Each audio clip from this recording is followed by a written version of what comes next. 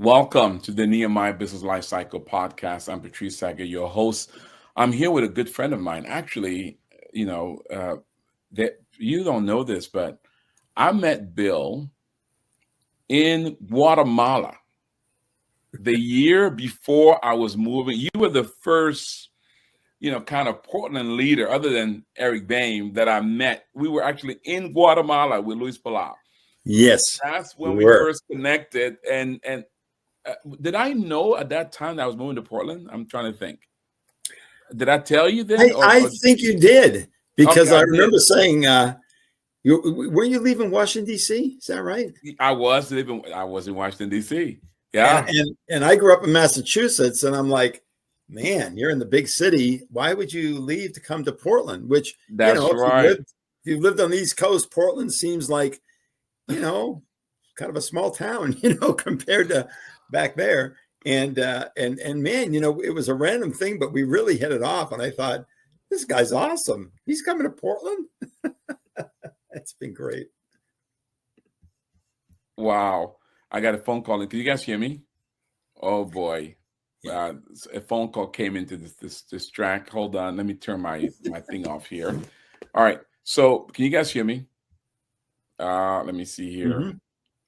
You guys can hear me. I can hear you. Victor, I have a little, for some reason, let me see here. Okay. Can you guys hear me? There it is. Can you guys hear me? Okay. Bill, can you hear me? Yes.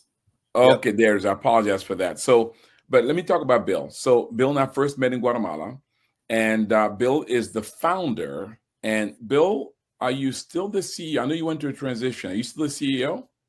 I'm director. We merged with Standards of Excellence and became Mission Works. And so MissionConnexion is one of 5 ministries under that banner. But so I'm still the director, and I guess I'll always be the founder. Okay. Yeah. So essentially with the merger, you're part of a group of ministries, essentially. Yeah, the whole desire to mobilize and resource, local church people. And awesome. Want to hear more about it. And so let's talk about MissionConnexion. So MissionConnexion, so you guys were aware, organizes annually the largest mission-focused event for churches and others, ministries, individuals who have a heart for local and overseas missions. Is that the right way to describe it? Yeah. And you now do it here in Oregon, Vancouver. You also do it in Phoenix as well. So let's talk about that. So, Bill, what led you to start MissionConnexions? Because you were with Palau before.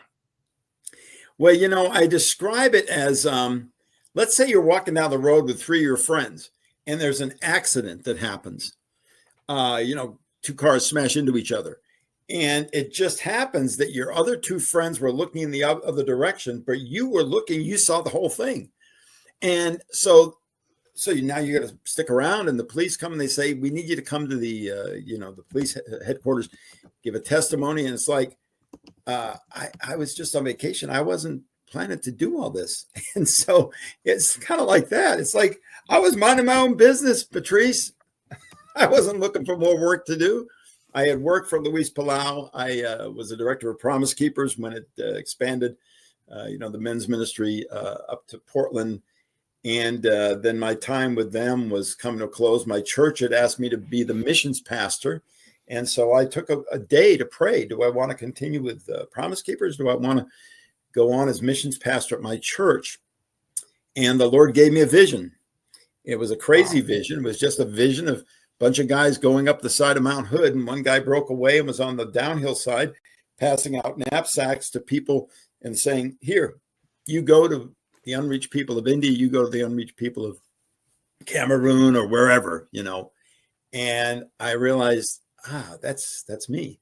And these people are guys that have gotten their lives right with God, with their families, and now they need to be sent out. They need to be mobilized. So that was the picture. And so with that picture in mind, I decided I would accept the job to go to Greater Portland Bible Church as missions pastor, where I'd been since seminary. And and but I really didn't know what it meant. And so the short version is, I sat on that for 8 years. When the Wow. Lord moved, and we launched, we went another 8 years before I went full time. So it was really a grassroots, volunteer-led ministry. We prayed. A number of us prayed. I got some people to pray for about two and a half, 3 years, and we did that before we actually launched. But really, the vision was, man, what could we do together we couldn't do alone? What could we do together if we didn't care who got the credit? And so it was, all of us, it was like mission pastors that got involved. It was all like, how can we just come alongside the local church to help the local church be more effective in mission mobilization, maybe accelerate mission mobilization within the church. So, we all were gainfully employed. And so we had some resources, our disposal of mission pastors and so forth. But really launched this not having a clue, really. I mean, thankfully I'd worked for the MacLeod team and, could get good counsel that way. But that was kind of the beginning, it's just, Wow. The Lord gave. Did it surprise you when you became the largest in the area, the success it has? I mean, when I moved here, you were already big and large. It's already happening. So did that surprise? How long did it take, by the way, to get that enormous?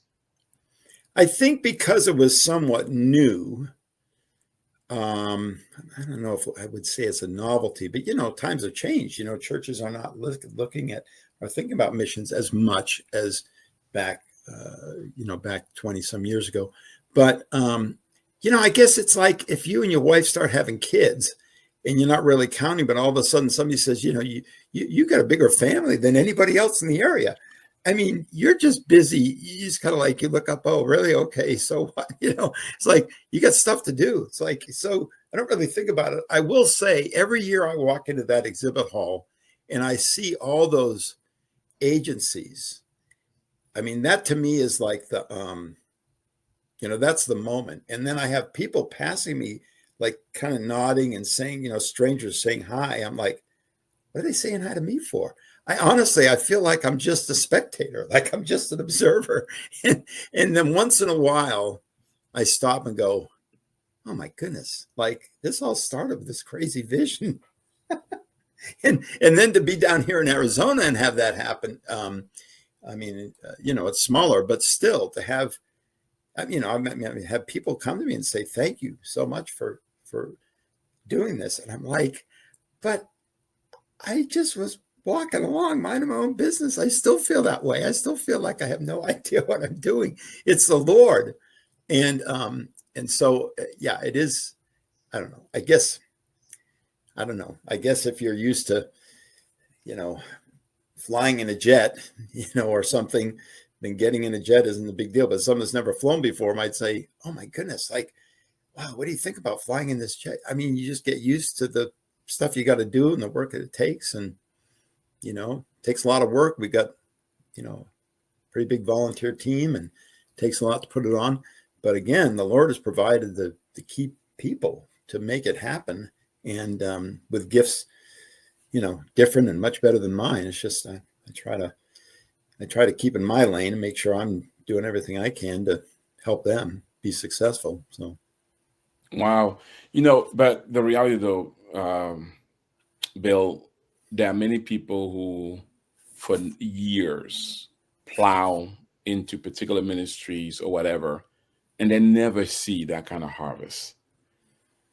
So do you think in this case, it was a matter of right timing, right instinct to kind of say, oh my, what was it about this thing that made it kind of just catch? I don't know. Maybe I'm not the best person to answer. I did wonder for years, something's happening here. Could it ever go anywhere else? And so, we've been able to kind of prove that, or at least exercise that in Phoenix. And I don't want a cookie cutter approach. I want each region to have their own identity. But I think the people in Phoenix, the leaders in Phoenix would say, gosh, you started, you had, I had Luis Palau on your side. And so I think there were certain things like, having had a long relationship with Luis and Kevin and the Palau team that didn't hurt. I suppose, I also did a men's ministry that was successful, that opened the door for me to get involved with Promise Keepers. And so I suppose in a city that's not that large, to be in a place where the Lord had led me to be in some things that were somewhat visible. Maybe those things helped. When you're in an area where people know you, and thankfully had been, in a church, in a pastoral role as well. Those things probably all helped me. That maybe there was a reputation thing there that if I said, I know when I went to Kevin and said, hey, I've got this idea that the Lord's been brewing. Do you think Luis would help me get the pastors together? He didn't say, well, let me pray or let me talk to Dad. He just said, absolutely. And but that's how Luis and the team were with every ministry. They want to advance the gospel. And so I think that really helped. I had you have some goodwill with a number of both leaders ministry, but also in terms of the faithfulness that you've done in different aspects of your roles, so God had been preparing you for this all this while. Yeah, I guess I look back now, but it's funny because I think I was always a person who was serving somebody else. I wasn't, I wasn't the one up front. I was always serving someone else, whether it be Luis or, my pastor. But wouldn't you say though that faithful service is what then God used? Because if you were unfaithful, as the scripture says, if you're faithful with another man's, He'll give you on. Isn't that the principle? I feel it is. And of course, yeah, all of us probably think like, well, we could have done more, we could have worked harder or whatever. But yeah, I do feel like it's, to the Lord's glory that He Amen. allowed me to be faithful, allowed me to, stick to it and not just do it like a job, but like I got excited, I got, and still am, to have the privilege of doing this and to serve with people and it's a blast, as Patrice, you're in the same. Yeah. With that, let's kind of talk about what's been the biggest highlight for you over the years. When you look back at it, what do you say? What if you're kind of talking to your grandchildren and say, we look what God did, what would you say? Well, this is interesting you asked that, Patrice, because down here, we just had a whiteboarding session on the 2nd of January, like the day after. It was the only day we could all meet, 4 of us that are kind of the exec team here. Because, every area faces challenges and, we've got, and so this dear brother that I dearly love, who had been a pastor of a large church in another city. I said, hey, why don't you help us? Why don't you lead this session? So he put a questionnaire down and had us answer these questions before we got to the session. And one of them was, what's the best thing that you like about Mission Connection? So it's just like I've been thinking about these things. And I've seen it here in Phoenix too. The most exciting thing for me is to see, to be in a place where we can be like a catalyst that,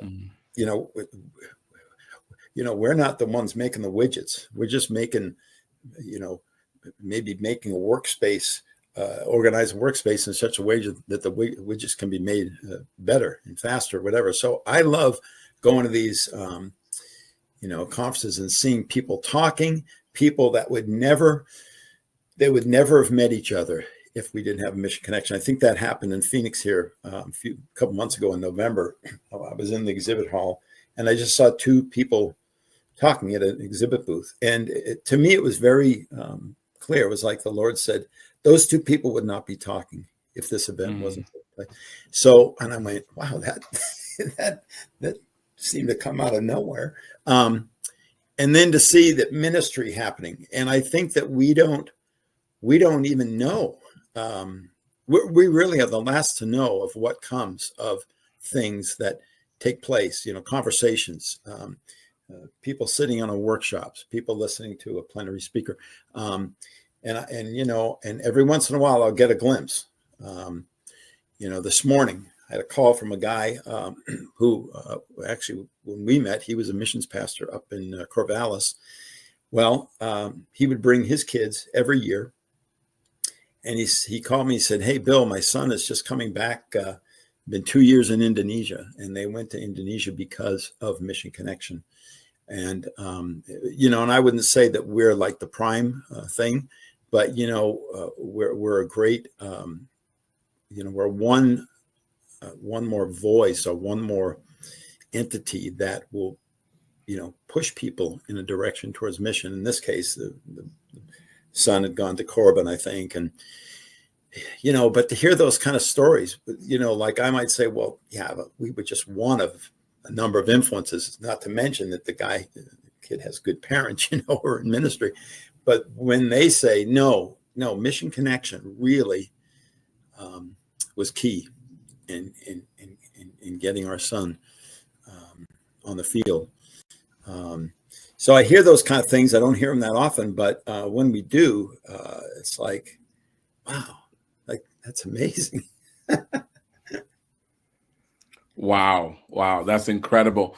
Now, before I get into this year, you several years ago you merged with another group where you guys kind of became part of this group of ministries. Tell us a bit about that. Why that, and what benefit has it been to Mission Connection now, and yeah. what impact has that made? Well, Brian Heerwagen, who Brian and I've known each other for many years. He was head of Standards of Excellence for Short-Term Missions. He really was really kind of a strong voice in the short-term missions department all over the country. He ran Delta Ministries. You look at him, you think, man, he's been doing this all these years. He must have been like 12 years old when he became the head guy. But he merged with Standards of Short-Term Missions, but he was on our board, and we, right when COVID hit, we'd had a board member that challenged us, but we didn't know that he challenged the other one.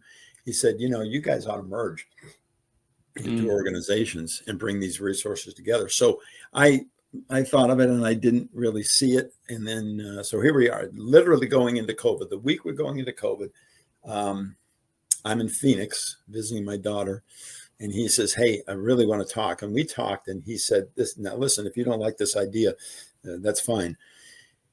And, I'll still be on the board," and so on and so forth. But he laid it out.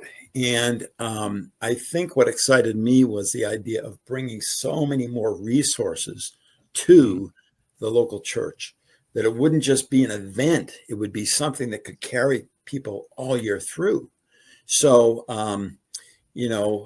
Mission Connection would be like the front door, but then behind Mission Connection would be, what has now become, Mission Guide, and helping people to, go on a short-term mission here. Here's a whole, like looking at Delta Airlines online, here's all these places you can go. And, we probably have, 400 or 500 destinations that people can go on short-term missions all over the world. And then, here's another group that can help, another platform that will help you to figure out how you get your funding. It's not crowdfunding, but how do you set up so you can communicate your short-term trip and to your friends, and then here's Mission Insurance. So and then finally Mission Excellence, which explains why we do what we do in a very clear way. And I've gone into churches and said, "Hey, look at Mission Excellence.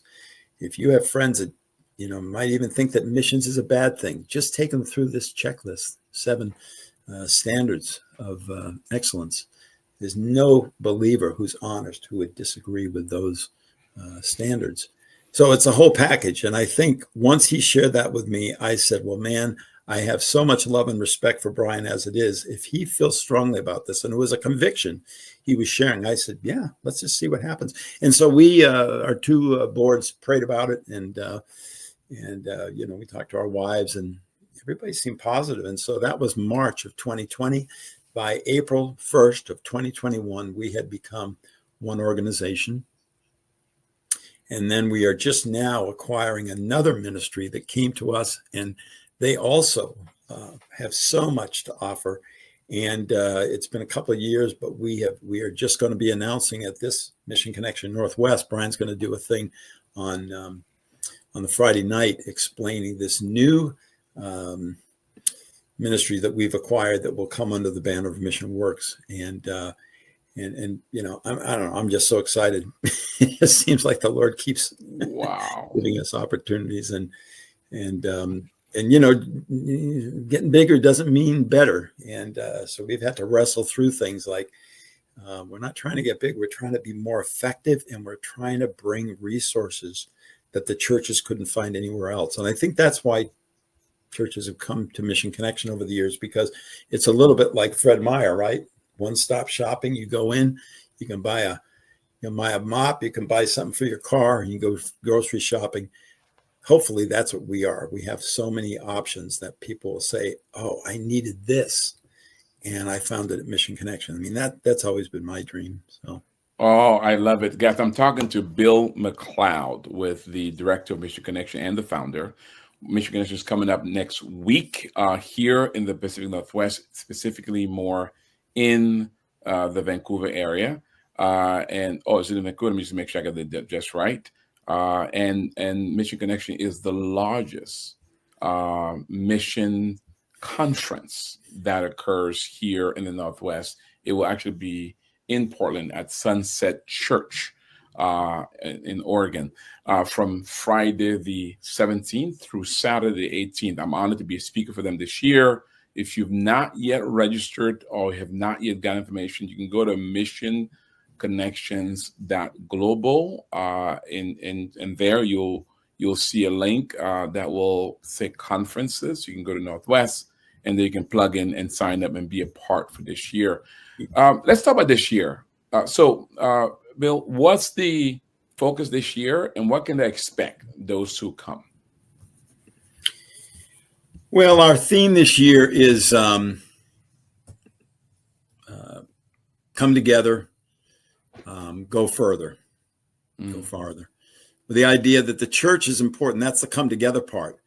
But the go further is when we take the gospel and we move out. That's where all the mission agencies, that's why we have mission agencies as exhibitors, because we don't want people to just come and be happy about that they're a Christian and that they are missions minded, but we actually want people to take steps to find their place in missions. I've always believed that every single person who's been born again, called of God, ought to know exactly where they fit in the Great Commission. And so that's what this allows people to do. Some people, they learn where they fit by going to the general sessions. We have 4 general sessions. Of course, you're one of the speakers. You're opening us up on Friday night. On Saturday morning, we've got Randy Remington, the head of the Foursquare Church. We've got Matthew Ellison Saturday afternoon, who is with 1615 organization that really helps churches discover how they can integrate missions into everything they do. I'm really excited about Matthew coming. And then we close with Michelle Atwell, who is the CEO of Send International, one of the first female leaders of a major mission organization. So people will come to the plenary sessions. They hear these great speakers like you, and man, maybe that'll be the price of admission, which is free, but I'm still saying that, that might be like, oh, wow, I heard this guy Friday night, Patrice, and I love business. I didn't know I could use business admission kind of a thing. But then people go to workshops, and, we've got 70, 80 workshops. And, that's maybe a little bit more focused, where somebody chooses to go to a workshop and they go, wow, I talked with that person afterwards. I just feel like I could do something here. I have a real interest. I have a real passion for this area. And then they might end up then talking with the exhibitors. And I was just sharing with the guy this morning, we have Brad Benson's a long-term friend. He was an Intel career guy. And I think our first or second year, he came to Mission Connection. He was looking at, retiring so that he could have a, what do they say, like a second life with a purpose kind of a thing. And have time. Yeah. Time. Yeah. And so he was talking to agency people thinking, and reps thinking, I wonder if this would be a match. And he talked with David Moore, who was the representative for the Northwest for Wycliffe Bible translators. And David was good. David was saying, hey, you could do this job. You could, and Brad got kind of excited. And in the end, he left so that he could join Wycliffe. Wow. That allowed David Moore to go with his wife. I don't think they had any kids. They went to Indonesia with Wycliffe. Once Brad got on board, the president, Bob Creason at the time of Wycliffe, saw, wow, we got a high-powered guy here, pulled him into more high-level planning. And so, all of a sudden, man, everybody's, they're finding their place. And years later, David came back off the field. He now is still with Wycliffe. He's making trips over to Indonesia, but, doing a lot with Bible translation. This is 20-some years later. Brad has actually been seconded to this organization that we have acquired. So Brad and I are actually, fellow workmates now. Wow. What a small world. It's like full circle. But I mean, so I'm just saying people have different learning styles, and they're going to get something from the plenary session. They're going to get something from a workshop. They're going to get something from talking with the exhibitors, or you just be hanging out, talking with people they haven't met and make connections. So that is awesome. And we've made lots of connection historically at your event. So how many exhibitors typically do you have there? What can they expect? Man, you are asking me the most awesome questions, Patrice. I'm telling you, this is like softball city here. We have the most number of exhibitors we've ever had before at Mission Connection. We always shoot for 100. I think last year we were at 98. This year we are at 105 exhibitors. Look at that, 100. So where else could you go? 105 exhibitors in one location, and then you have, how many breakouts do you have? I don't have the facts in front of me, but I think it's 70 or 80. It's between 70 or 80 breakouts. Yeah, I mean, this is incredible. So over 100 exhibitors, 70 or 80 breakouts. Guys, this is the one place you'll go in the Northwest where you will have the most amount of access to mission organization in one location. Historically, how many folks have you had come through? Well, when people ask me that question, I always talk about pre-COVID, because COVID wiped everybody out. Changed everything. Large event. Yeah. And we had Francis Chan that one year at Rolling Hills, and I think, my people said, hey, these people have been standing outside circling Rolling Hills Church in the rain. We can't check them in fast enough. And we opened the gates, and I think we probably had 4,000 or 5,000 people that year. Wow. We're slowly creeping back after COVID. Here we are, what will be 4 years later. I'd say north of 2,000 maybe, Wow. And, but I mean, we just want to be able to serve people. And, it's funny. I'll tell you a real quick story. One year was our second year in Phoenix. Anytime people come to Mission Connection anywhere, they're thrilled.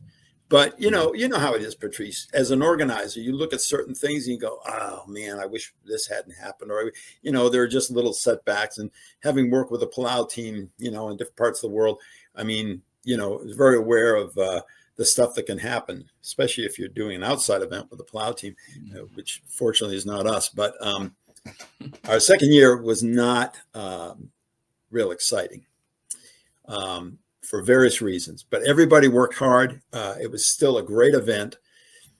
We had a couple of pastors from the largest church in the Middle East come because they'd heard of it.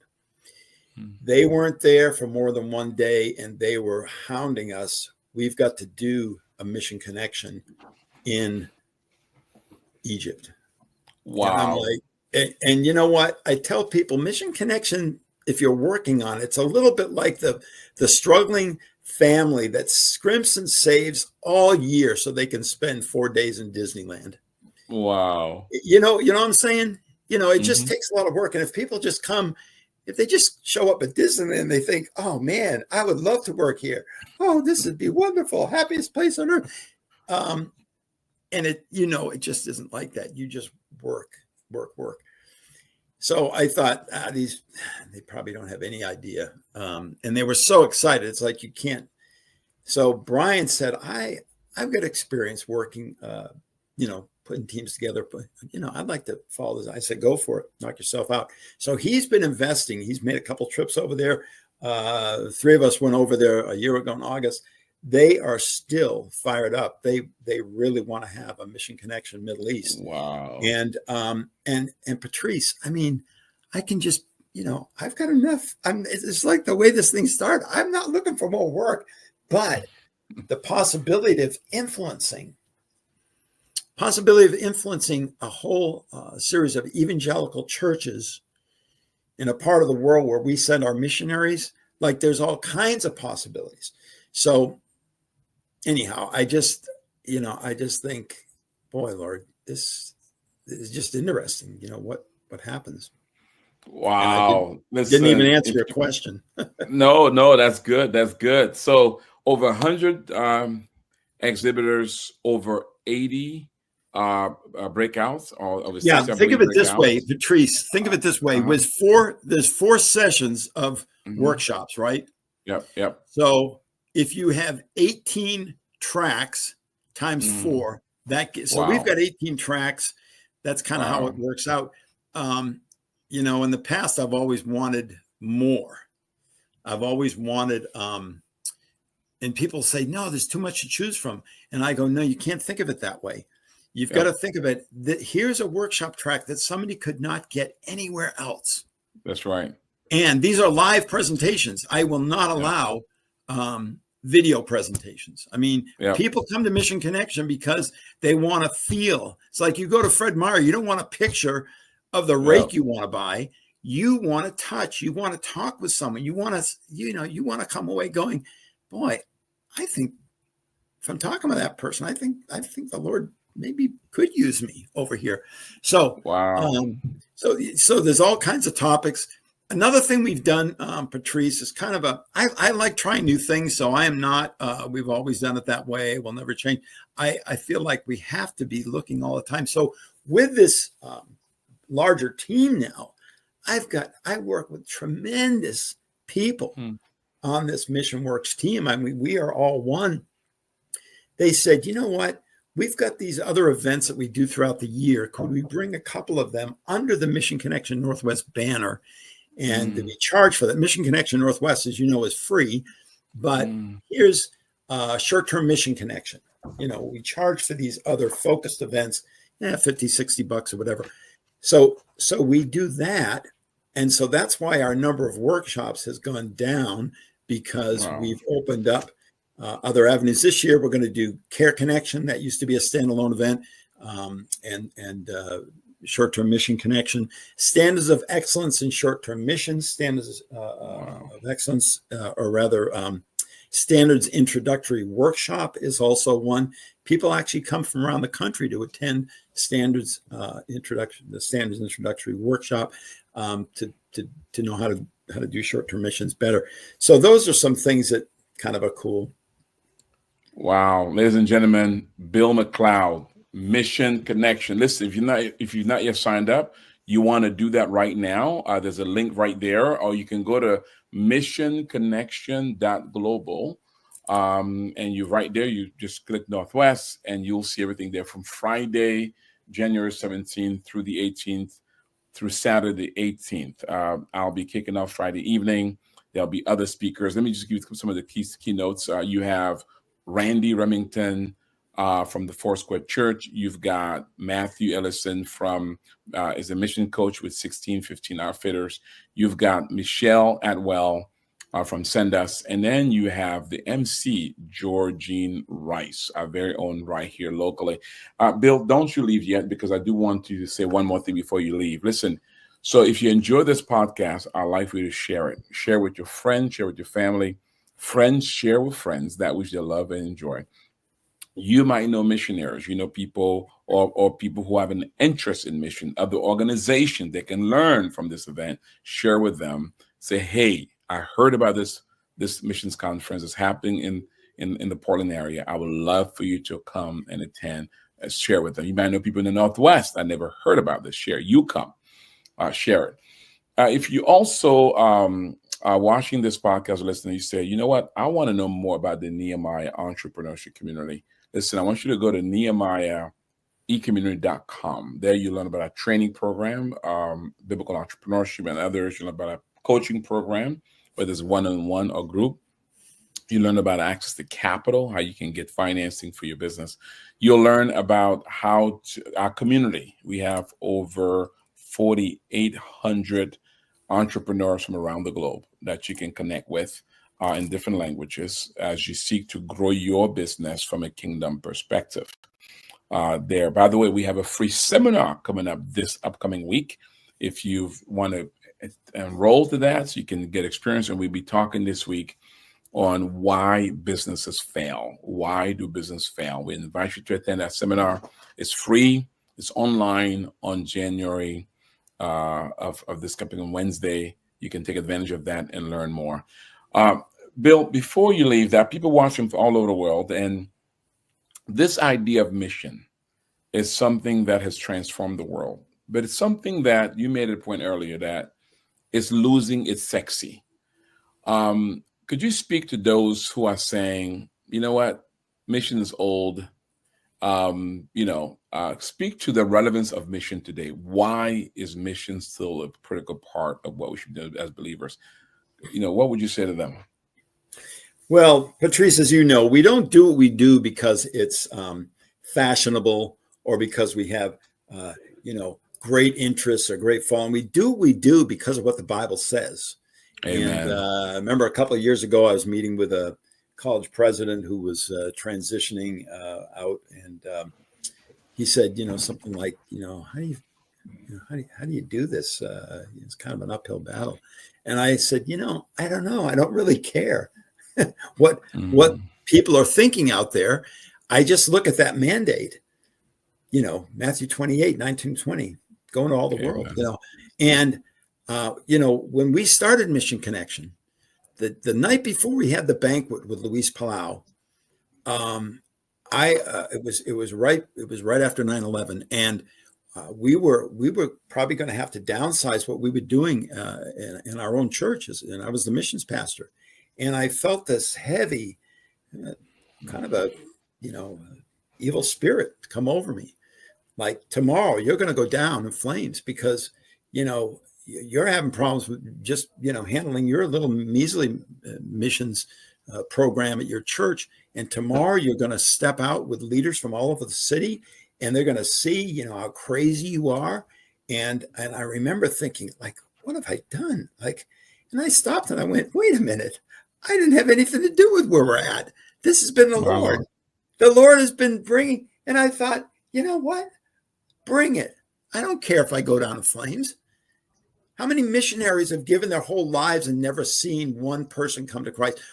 I just said, man, we have an opportunity here. And you know what? If not me and not this thing that we eventually call Mission Connection, not us, then who? Somebody else. But if we win, if this thing catches on, we have an opportunity to truly impact the world, because we're starting with God's chosen. We're starting with the local church. Local church is God's agency. If we can strengthen the local church, this thing might have a chance. And And that was exactly, what happened. And that day when we walked into that thing for that luncheon, there was these two girls had been missionaries in Afghanistan, Dana Curry and Heather Mercer. That was the night, as I was wrestling over this, the night before this, that was the night that the GI forces went in and rescued them. And we woke up the morning of that luncheon to these, to me, beautiful girls who love Jesus, radiating Christ on television, talking about what led them to serve the people of Afghanistan. And I thought, that's it. The world will take notice when there are people who are committed to Christ and have a joy that is unspeakable. So I don't care. Wow. I do this because I also see the results. I mean, what I've shared with you, just individuals and things happening, and churches getting excited. It's so easy, to be negative, but there's so much more that God has. And maybe sometimes we have to go to Cameroon, we have to go overseas to see God really at work, because sometimes things can be so negative in our own setting, our own surrounding. That's why I do what I do. That's why we as a team do what we do, because we see the results and we experience God's favor in the process. Wow. Well, Bill, thank you for your service to the body of Christ, to our region, to the world, and to our nation. Listen, guys, if you've not yet signed up, join myself and Bill next week at MissionConnexion. It'll be fun. It'll be good. You might just meet somebody new. Let me pray for you. May the Lord bless you. May the Lord enable you to steward those talents that are under your care, and to steward them in such a way that one day you'll hear those wonderful words. Well done, good and faithful servant. You've been faithful over a few things. Guess what? He'll now make you rule over much. God bless you. Thanks for watching and listening. See you at MissionConnexion next week.